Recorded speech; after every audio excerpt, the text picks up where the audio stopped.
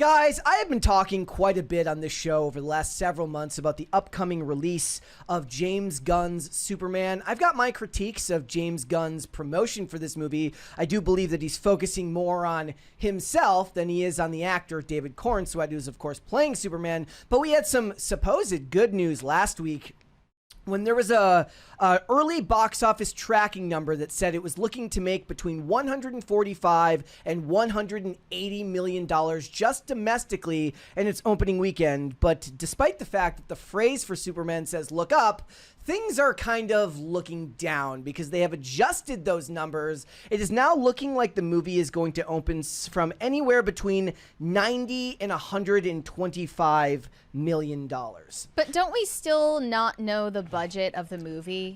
I mean, it doesn't matter. Like, even at a lower budget, this is not a good number. This is going to be a movie like this is going to have double the marketing, or at least more of the marketing than the average movie is going to. These big summer box office movies. And the other thing is like this opens below Thor for like Love and Thunder, below the final Guardians of the Galaxy movie, and even below the Batman. And those aren't numbers that you can really come back from, and I'll tell you why. So Captain America 4 opened to $88 million. So that's just at the low end of what this movie is looking like. Mm-hmm. It did $88 million over 3 days. It did $100 million over 4 days, but Superman is a 3-day opening, so we'll call it 3 days. Thunderbolts opened to just $76 million, and both of those movies ended like $415 to $380 million. $415 for Captain America, $380 million for Thunderbolts. That's for entire box office take. Now, if we're going to go by James Gunn's numbers, James Gunn movies, like we're talking Guardians of the Galaxy 1, 2, and 3. 1 opened to $94 million, 2 opened to $146 million, and 3 opened to $118 million. Now, the problem is those movies are from 2014, 2017, 2023. If you adjust for inflation, that's a lot more for for those first two movies. Even the 2023 Guardians of the Galaxy is like at not the beginning of inflation, but right in the middle there. So those first two ones opened to much higher. The recent one actually break $1 billion, or am I misremembering? So Guardians of the Galaxy 1 made $773 million, 2 made $869, and 3 made $845 million. So Superman wants to be in that range, especially if you think about the fact that 1 and 2, 773 and 869 would be way more when you adjust for inflation. Now. We have a 20 from Jose Quintana. Happy Friday, Brett and Empress. I saw a very early showing of 28 Years Later. Very disappointing. The gore was okay, but the lead kid was absolutely stupid. Such a waste. Long live the Gonkanese. Long live PCC. Yeah, I've seen some varying takes about that. It wasn't my franchise, but I saw some people saying the lead kid being Cillian Murphy. No, he's not in this one. He's in the next two. Wait, was it Aaron Taylor Johnson? I'm guessing it's somebody younger than that. But, okay.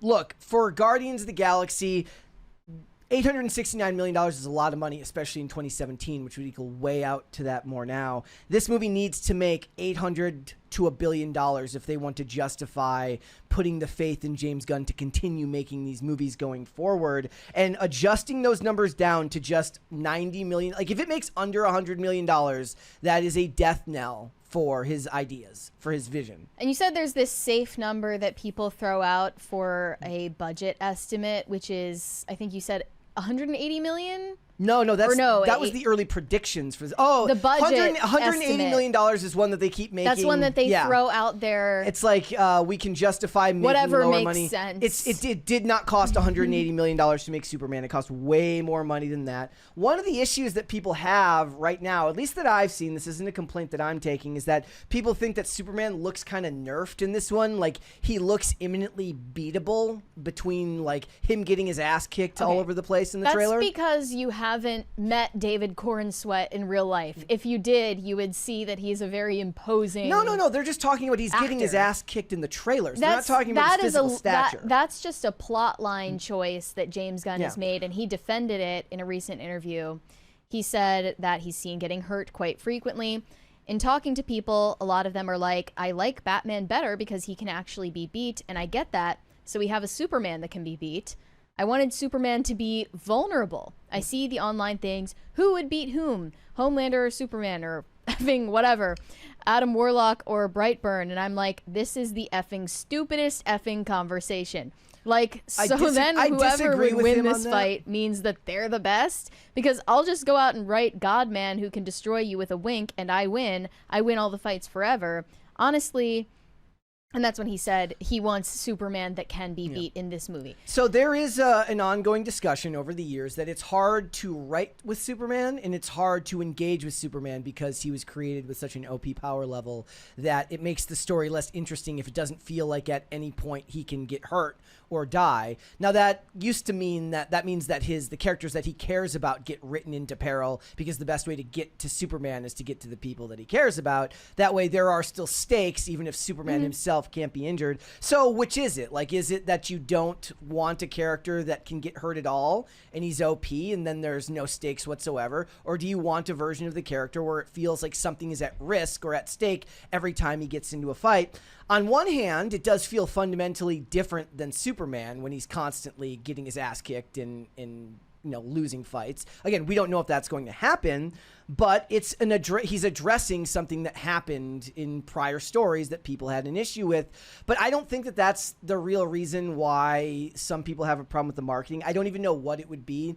Like, the problem with the internet is algorithmically, depending on what side of the internet I'm on that day, some people are saying this movie looks horrible, and then other people are saying this movie looks fantastic. I can't actually gauge it. The only thing that really seems fair to track this would be the numbers that we're looking at here. We have another 20 from Ezek. It's a couple of days too late, but it suddenly hit me this morning. That new Will Smith song is the ultimate midlife crisis song. I mean, it didn't really have a whole lot of passion to it if it's a midlife crisis song. Bro is way past the age of midlife crises. He's not going to live to 100. In his late 50s. I mean, maybe he will live to 100. I don't know.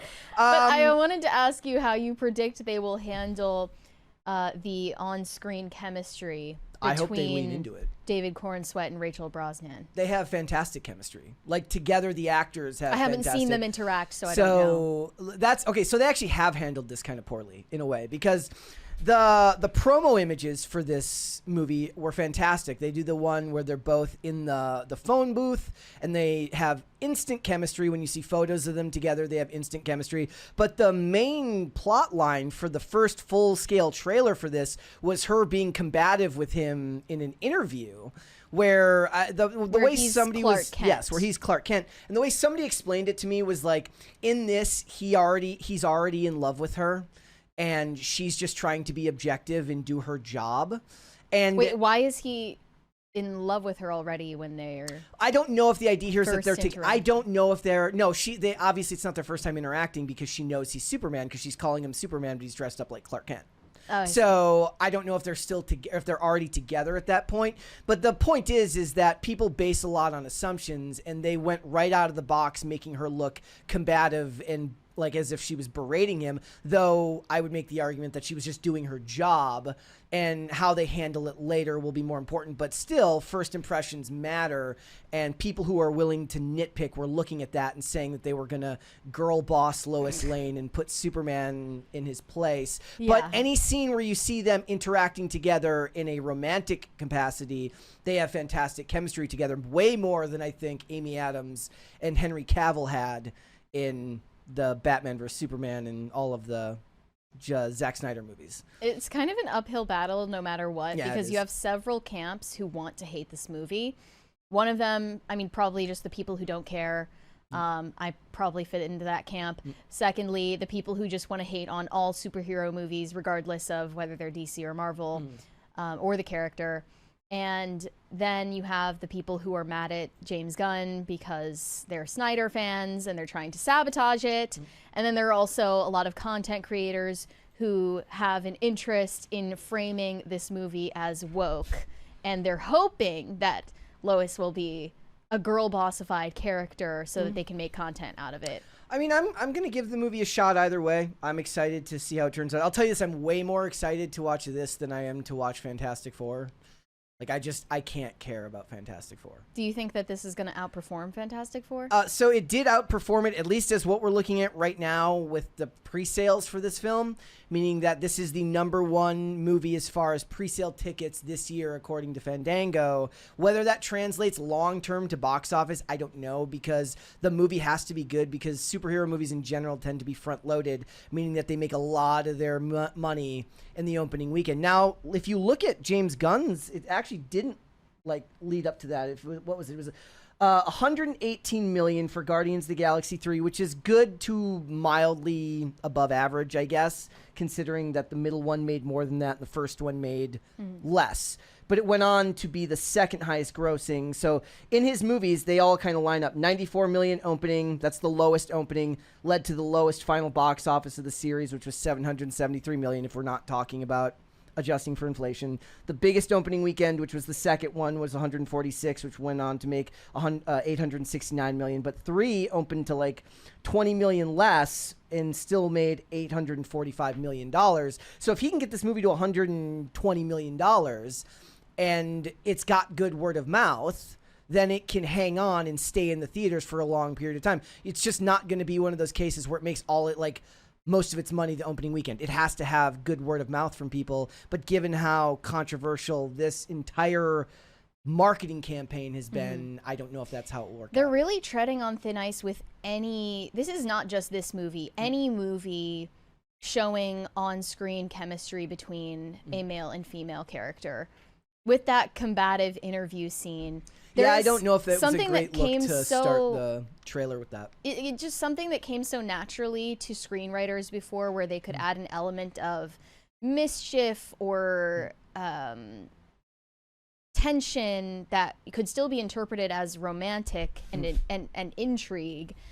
And I feel like screenwriters are not capable of striking that note anymore, where it just comes off as antagonistic. I think part of it is also that society has changed and people's hackles are up in a way that they weren't before. And there also is the factor that people are looking for a reason, obviously, to misinterpret it or be mad at it. It's one of the reasons why you can still go, like, if you go back and if I watch something new, the hackles are up immediately until such a time as the movie or show proves to me that it's not going to be annoying. That happened with High Potential. I watched High Potential, and it took like 4 episodes of me kind of to unclench and not be annoyed and not look for something that was going to be annoying.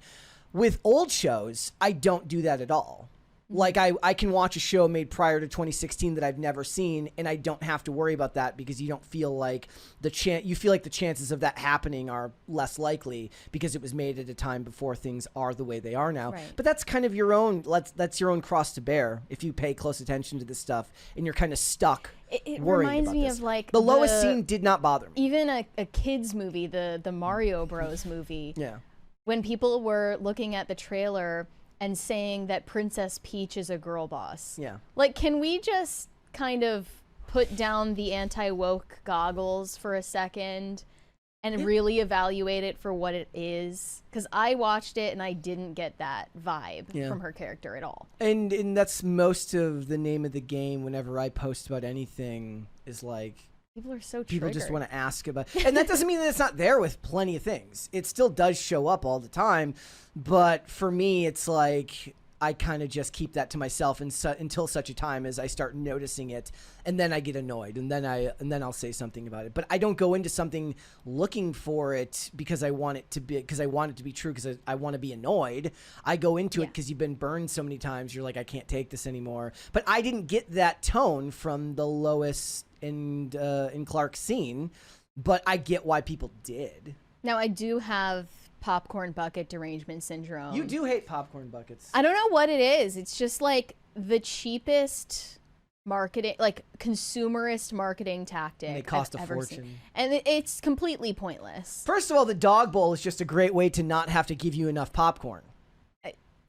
Yeah. The crypto dog bowl. So you're just getting cheated out of popcorn. Okay, this one is actually cool with Superman shooting the laser vision through the popcorn, like the actual big popcorn bucket where the popcorn is popped. Okay. So The Galactus one for Fantastic Four was definitely the best of the recent popcorn buckets. And all of them are better than the Dune 2 Fleshlight. Well, yeah, at least none of them had a weird sexual undertone. Correct. Or overtone. And then there was the dog. This is David Cornsweat's actual dog. So, the dog in the movie is ugly. Yes. I'm just going to say, I don't know is that the point, that it's supposed to be ugly cute? It's, I guess. I can't stand it. I'm guessing it looks crusty. David, it looks like your friend's crusty white dog named Bella. David Cornsweat's dog. Well, I mean, that's a pretty good shot of it. It's less crusty there. No, the white dog is ugly and crusty. This dog, the real dog, they should have used David Cornsweat's dog. I think this but is he's probably not trained. I grew up with 2 Cavalier King Charles Spaniels. You did? They are the best dog breed. They're the cutest dog breed. I'm not even a dog person, and even I can admit that this is an adorable dog. And they should have used this dog actor. Look how cute it is compared to the movie. You have a dog? Ugly. I got a soft spot. That's like a glamour shot right there. That is way cuter. That looks like a senior photo. Tell me you agree with me on this. It's a better looking They should have dog. used David Cornsweat's dog. That would also add a little, tidbit for fans who like that kind of thing. Like it has a connection to the actor. That's cute. And they would have natural chemistry on screen. I don't know. So the thing is I bet you that the trained dogs are members of SAG-AFTRA. The trained dogs are like... Seriously? I mean, I don't know if they have their cards. Is there a pet division of SAG? They have to... There's all sorts of rules and regulations that are in place when live animals are brought on set because they don't want PETA to show up and start doing their lame Twitter posts. Register the dog with SAG-AFTRA. And give it a job. That's what they should have done. Okay. I'm pissed. Thanks for watching. Listen to full episodes of Pop Culture Crisis on Spotify. Keep up with us on social media and make sure you subscribe and ring that bell so you never miss the show. Bye, guys.